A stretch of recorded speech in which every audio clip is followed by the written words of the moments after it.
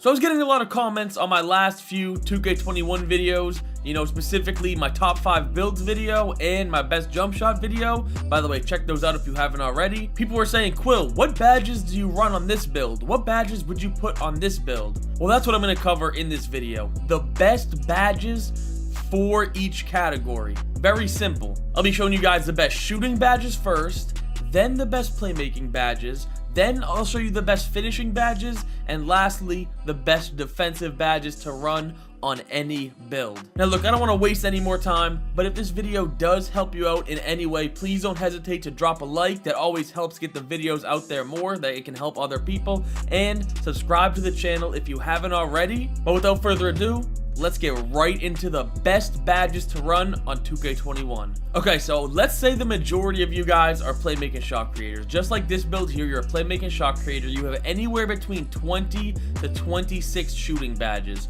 Now, there are 5 key shooting badges that you should run on any build, and that's Range Extender, Hot Zone Hunter, Deadeye, Green Machine, and lastly, Volume Shooter.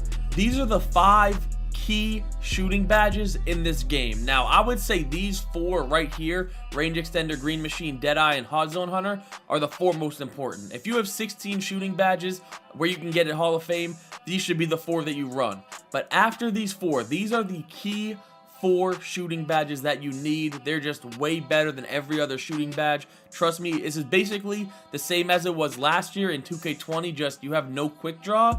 But since I have 22, Volume Shooter is just the last Hall of Fame shooting badge that you should put on if you have 20 shooting badges or more, because you can get them all Hall of Fame. So I shouldn't have to get into detail on these badges, but I'll explain them really quickly. We know what Range Extender does, makes you shoot as deep as possible. Super important badge. On current gen, Hot Zone Hunter is a must. This badge will literally change the way you shoot. If you didn't run Hot Zone Hunter before, you need to run this badge. Green Machine. You make 1 green, every shot after that, well, every shot that you green after that, you're gonna get a higher chance to green it. We all know this badge is super important. Deadeye.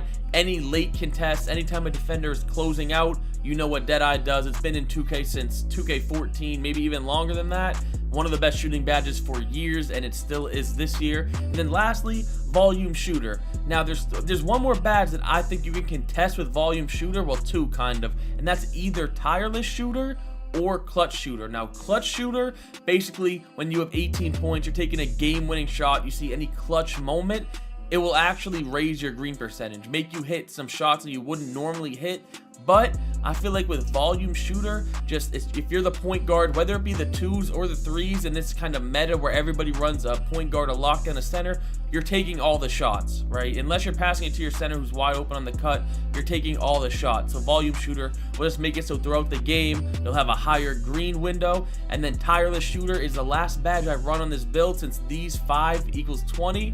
To get Tireless Shooter Silver, just makes it so if I'm ever fatigued, if I dribble too much, sometimes it will let me green shots that I normally wouldn't with Tireless Shooter. Now, if you're a spot up build, right, you're like a lockdown, obviously catch and shoot, corner specialist, any badge that, you know, you're catch and shoot, especially if you're in the corner like a lockdown, these badges are good. But this is mainly focused on playmaking shot creators.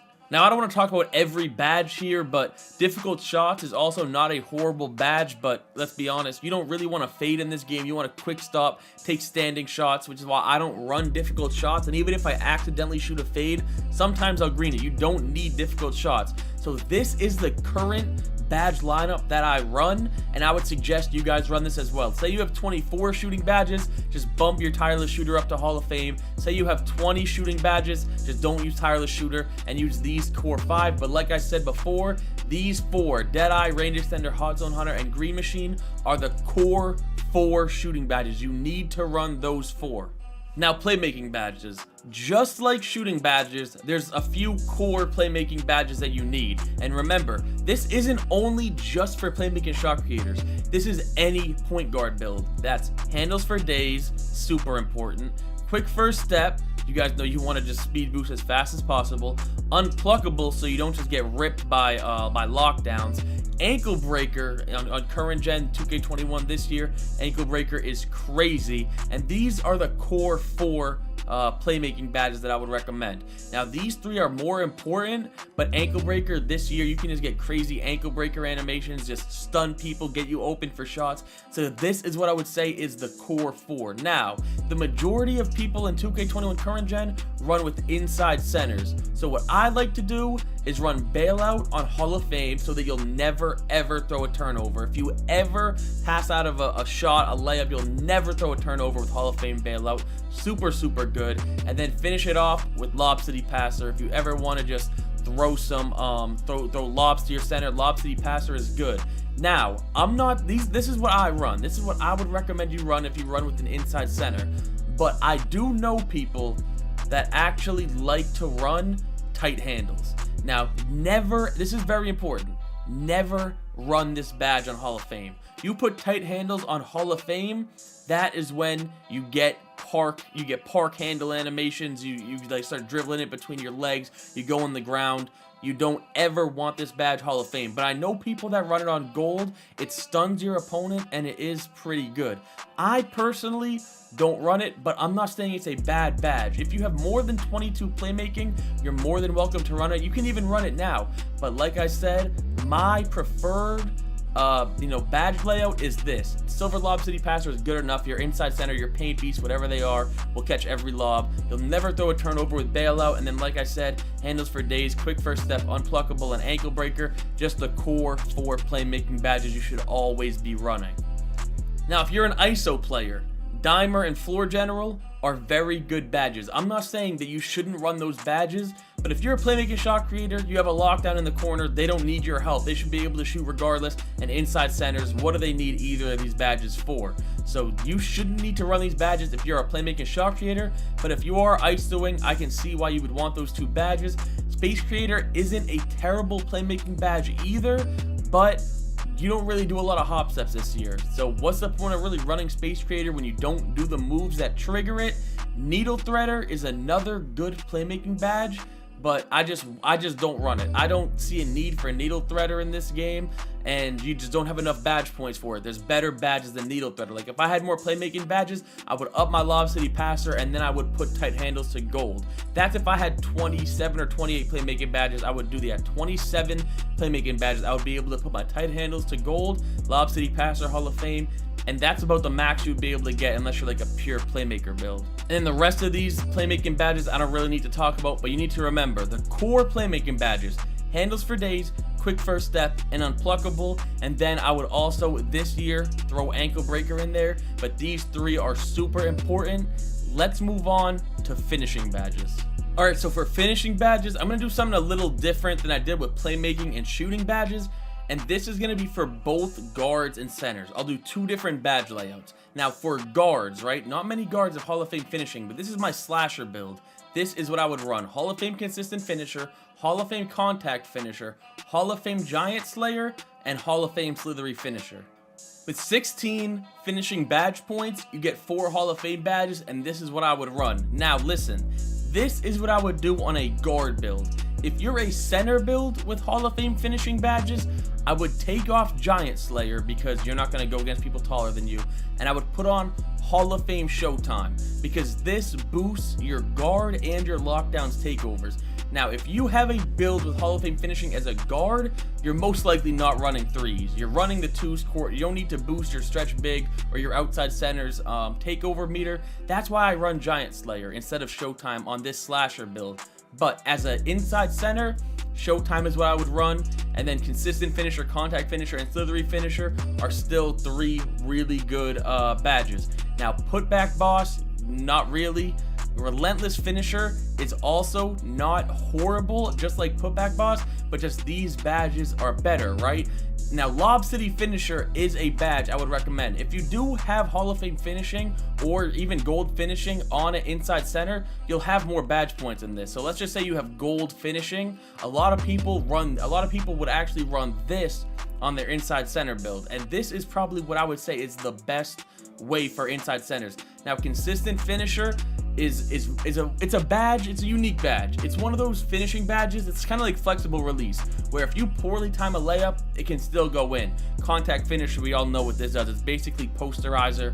You need to run contact finisher on the highest tier if you want to dunk consistently on an inside center or a slasher build. Lob city finisher, so you can catch more lobs. Showtime, like I explained, it makes it so your teammates' takeovers go up. Super important for centers because it boosts their guards, which is what I would say the most important position. And then slithery finisher just makes it so you avoid contact. If someone's in front of you, you'll avoid contact with them, which is super important. I don't want to focus on this as much as I did the shooting and playmaking, because I feel like those are the two most important, because most of you guys watching this, I would assume, are playmaking shot creators just like me. So that's gonna wrap it up for the finishing badges, and let's get moving on to lastly the defensive badges. Okay, so I don't have a defensive build on this game. So this is a 6'8", 90 speed center. This is the best center build in the game, and this is what I would recommend. First, I'll do lockdowns and or you know, playmaking shot creators, whatever you are, if you're guarding a guard, and then I'll do centers right after. So when guarding guards, these are the key 4 defensive badges you need: clamps, intimidator, pickpocket, and pick dodger. Remember, this is for guards, not centers, or lockdowns, not centers. These are the core 4 defensive badges when you're guarding ball, okay? We all know what clamps does. It just makes you stick to them more, get bump animations. Intimidator, it's been in the game since 2K20. Just makes so they miss shots when you contest. Pickpocket, just so you get more steals. Pick dodger, so you don't get hit by screens as hard. The core 4 defensive badges right here for guards. And then if you have more and you have more to put on, you can run interceptor, which is good. You can also run tireless defender, which isn't bad, or you can run rim protector if your lockdown build gets it. But let's get into the center badges. Okay, for center badges, you start off obviously box and brick wall. Then you want to do rim protector. You want to do rebound chaser. You want to put on intimidator Hall of Fame, interceptor Hall of Fame. I personally would go gold clamps, and I would honestly put that rim protector up to Hall of Fame. And then heart crusher is good, but I don't know. I don't really feel like heart crusher is good, but I don't feel like it's as impactful as some other things. You can do gold pickpocket and you know, get some crazy steals that they don't expect. You can also put on worm. There's a lot of different center badge layouts you could use. I would probably end up putting my clamps to Hall of Fame, running silver pickpocket, and this is what I would run on a center. Obviously, you know, box, brick wall, super important, as well as rim protector, rebound chaser.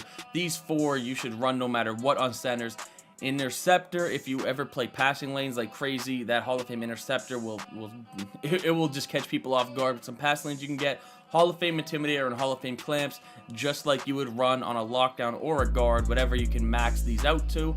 And that's basically it. That's it for the defensive badges. Post move, lockdown, moving truck. You don't need these unless you go against a post scorer, which you're not going to go against them very often, so there's no point in running these since they're very situational. And that's pretty much it for the badges. I mainly wanted to focus on the shooting and playmaking aspect, the shooting and playmaking badges in this video, and I feel like I did that especially for you playmaking shot creators, or if you stuck around, you're a center, you're a defensive build, and you watched the whole thing. If you stayed throughout this entire video, thank you so much. I hope you guys enjoyed the video, and if you did, do me a favor, drop a like, sub if you're new, and I'm out.